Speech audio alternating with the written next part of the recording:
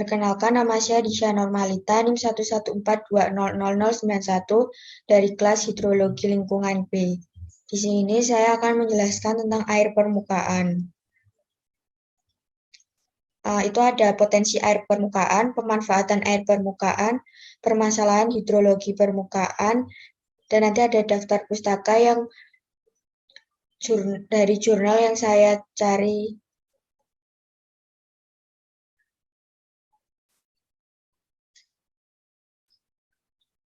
Yang pertama itu ada potensi air permukaan.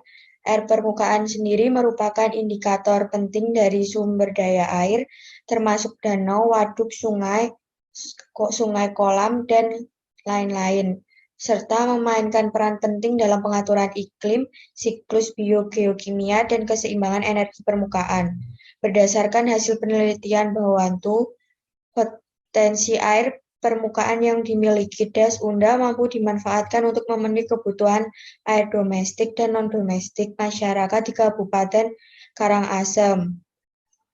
Dilakukan dengan pengaturan pola tanam irigasi, yaitu menerapkan 3 pola tanam dengan 3 sistem golongan sehingga kebutuhan air irigasi pada Das Unda dengan luas daerah pengalirannya itu ada 4.046 hektar dalam 1 tahun. Dan ada rata-ratanya juga. Setelah dilakukan skenario pengaturan pada pola tanam irigasi, dilanjutkan dengan melakukan 3 skenario rencana pemanfaatan potensi air permukaan Das Unda. Dengan hasil analisa yang telah dilakukan skenario pemanfaatan untuk memenuhi kebutuhan air domestik dan non-domestik masyarakat di 5 kecamatan, yaitu mengaliri krisis air di Kabupaten Karangasem, merupakan pilihan skenario yang paling tepat, karena dapat dirasakan langsung oleh masyarakat yang mengalami krisis air di Kecamatan Selat, Kecamatan Sidemen, Kecamatan Bebadem, dan Kecamatan Apeng, serta ada Kecamatan Kubu. Selanjutnya ada pemanfaatan air permukaan. Air permukaan dapat dibagi menjadi beberapa macam, yaitu limpasan, sungai, danau, dan rawa. Salah satu jenis air permukaan yaitu sungai sebagai sumber air yang penting dan banyak dimanfaatkan untuk berbagai keperluan seperti rumah tangga, irigasi, industri, dan aktivitas perdesaan dan perkotaan, sehingga kehidupan organisme lainnya dalam suatu ekosistem. Kebutuhan irigasi sebagian besar itu dicukupi dari air permukaan.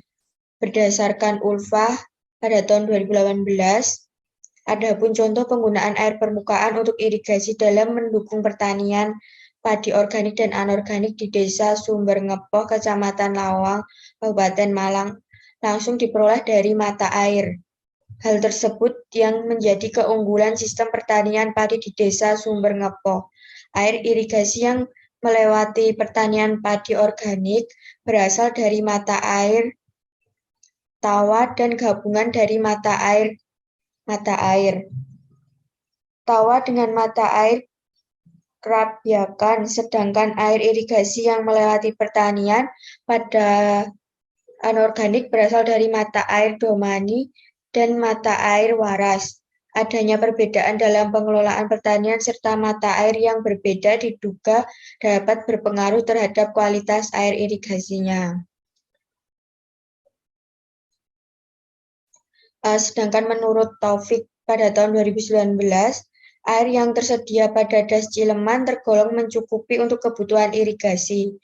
Namun tidak dilihat dari grafik neraca atau bulanan.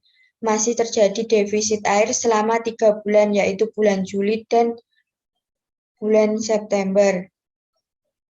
Kebutuhan air yang digunakan dari hulu sampai bendungan Ciliman, yaitu ada beberapa macam irigasi. Hasil dari analisa ketersediaan air di bendungan Ciliman itu lebih banyak. Menurut analisa neraca air bulanan terjadi defisit di bulan Agustus, September, November, Maret, dan Mei. Jika dianalisa neraca air seluruh Das Cileman masih terdapat surplusnya.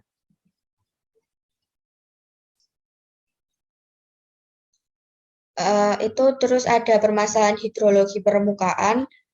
Permasalahan hidrologi permukaan yang sangat terjadi adalah pencemaran. Berdasarkan temuan studi oleh Puji Astuti pada tahun 2017, maka dapat disimpulkan bahwa indikator-indikator IKAPP yaitu kualitas air, curah hujan, penggunaan lahan, tutupan vegetasi, hidrogeometrik, sungai, dan kependudukan. IKAPP merupakan suatu alat yang secara ilmiah dapat mengkuantifikasi situasi secara lokal yang berhubungan dengan kerentanan terhadap pencemaran, implementasi penilaian kerentanan atau IKAPP berbasis multi-indeks. Multi-indeks itu ada multi-indeks air, kependudukan, curah hujan, penggunaan lahan dan tutupan vegetasi serta hidrogeometri sungai. Di subdas Garang Hilir menghasilkan nilai IKAPP sebesar 73,87 yang menunjukkan bahwa daerah penelitian tersebut termasuk ke dalam kategori agak tinggi atau rentan. Pengaruh yang paling besar adalah dari kondisi kualitas air, kemudian komponen hidrogeometrik sungai, penggunaan lahan dan tutupan vegetasi, kependudukan, serta nilai yang paling kecil adalah komponen curah hujan. Hasil pengolahan data TEM series kualitas air di Sungai Garang Hilir yang diwujudkan dalam model memberikan gambar bahwa 9 parameter kualitas air yang digunakan dalam penyusunan indeks berhubungan atau berpengaruh nilai IK-nya. Nilai IK ini dapat mencerminkan kondisi perairan Sungai Garang Hilir dengan sumber pencemar yang berasal dari limbah domestik, pertanian, dan industri, yang terwakili dari nilai parameter-parameter yang dihasilkan dari aktivitas tersebut. Sedangkan menurut Tong pada 2002, jika penggunaan lahan berubah di masa depan, tarif kontaminan juga akan berubah. Karena itu, pengembangan dan pengelolaan lahan di masa depan harus dipertimbangkan dengan cermat. Ini terutama terjadi jika tanahnya akan diubah menjadi pertanian atau tanah perkotaan yang kedap air.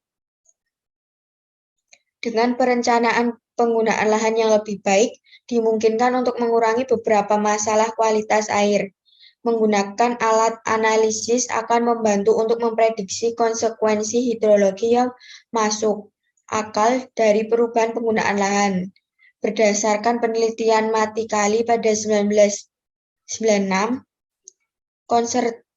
konsentrasi zat terlarut seringkali melebihi arahan Organisasi Kesehatan Dunia atau WHO tentang kualitas air minum.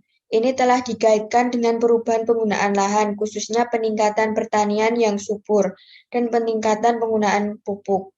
Model koefisien ekspor telah digunakan dalam studi ini untuk memperkirakan kehilangan nitrogen ke air permukaan. Model ini cocok karena memanfaatkan informasi di kedua area sejauh mana berbagai jenis penggunaan lahan dan koefisien ekspor mereka.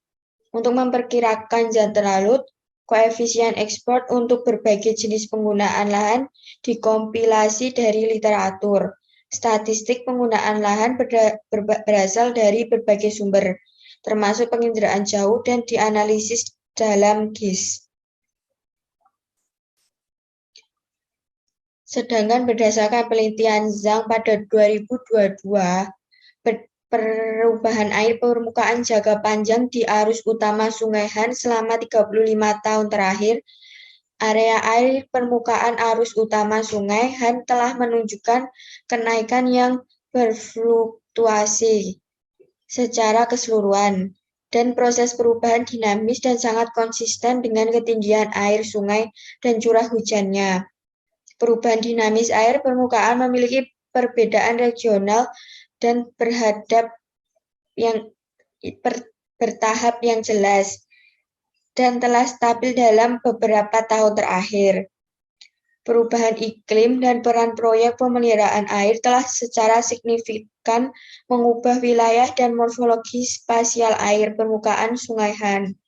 Meskipun pembangunan proyek pemeliharaan air telah menyebabkan dampak negatif yang relatif besar, maka air permukaan sungai Han dan lingkungan ekologi dalam jangka pendek memiliki arti yang luas untuk pengelolaan jangka panjang dan pemanfaatan sumber daya air dan pengendalian pada banjir.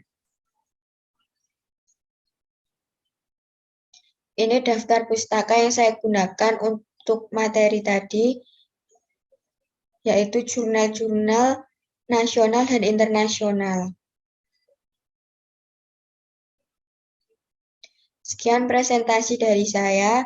Jika ada kurangnya, mohon dimaafkan. Wassalamualaikum warahmatullahi wabarakatuh.